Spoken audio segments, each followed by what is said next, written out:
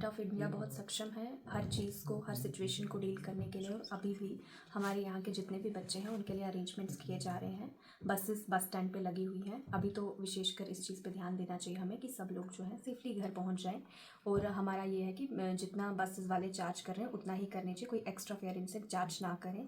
इस चीज़ पे हमें ध्यान देना है। अभी मेरी डिस्ट्रिक्ट एडमिनिस्ट्रेशन से भी बात हुई है, अगर ऐसी कोई चीज़ सामने आती है तो उस पर सख्त से सख्त कार्रवाई की जानी चाहिए। हमने अपने नंबर्स डिस्प्ले कर दिए हैं आरटीओ किश्तवाड़ के। अगर कोई ऐसा केस सामने आता है जहाँ पे किसी से भी कोई एक्स्ट्रा फेयर चार्ज किया जा रहा है, उसकी कंप्लेन होनी चाहिए और उस पर स्ट्रिक्ट एक्शन लिया जाना चाहिए।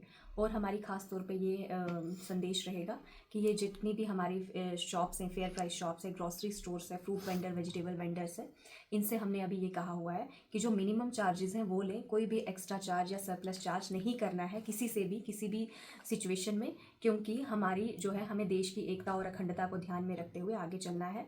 और किसी भी तरह का सोसाइटी में ऐसा पैनिक ना क्रिएट करें जिससे लोग परेशान हों।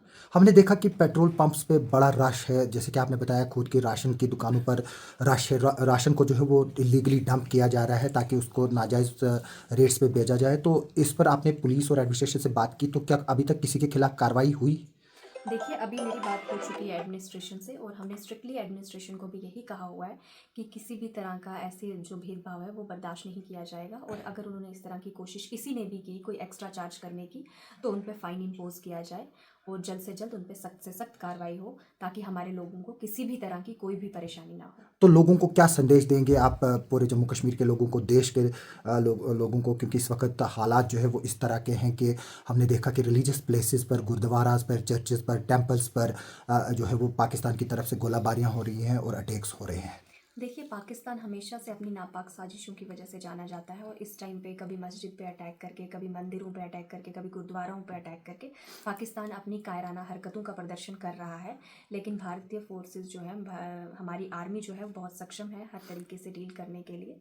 और हमें अपने संयम बरतना चाहिए और हमारी फोर्सेस और गवर्नमेंट ऑफ इंडिया उनके साथ सख्त से सख्त कार्रवाई करेगी। अभी तक 18 सिविलियंस मारे हैं, खासतौर पर राजौरी और पुंछ जो है वो सबसे इफ़ेक्टेड है। तो उसमें हमारे जो पूर्व जवान्स हैं, इसमें महिलाएं हैं, बच्चे हैं, तो वो भी मारे गए हैं। तो आप इसको लेकर जो है वो क्या बताएंगी, जो खास तौर पर जो लोग डिस्प्लेस्ड हुए हैं वहाँ से, जो बॉर्डर एरियाज़ में रह रहे हैं, तो उनके लिए गवर्नमेंट से क्या अपील करेंगी आप?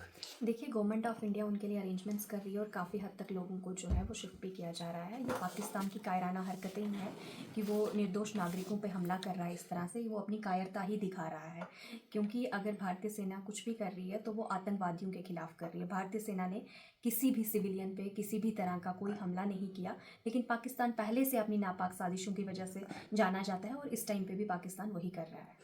तो हमने देखा कि जो बच्चे यूनिवर्सिटीज़ के हैं वो हमें फ़ोन कर कर के बता रहे हैं कि उनके एग्ज़ाम्स हैं और वो जो है वो घर आना चाहते हैं, और कुछ बच्चे वापस भी आए हुए हैं, और कुछ बच्चों के पीजी के एंट्रेंस भी होने हैं, और किश्तवाड़ से भी ये तादाद तकरीबन 1000-1200 के करीब है। तो क्या इसमें जो आपकी गवर्नमेंट है या एलजी प्रशासन है उसके साथ कोई बात हुई ताकि इन बच्चों को एश्योरेंस दिया जाए कि उनका जो पढ़ाई का साल जो है वो ज़ाया ना हो?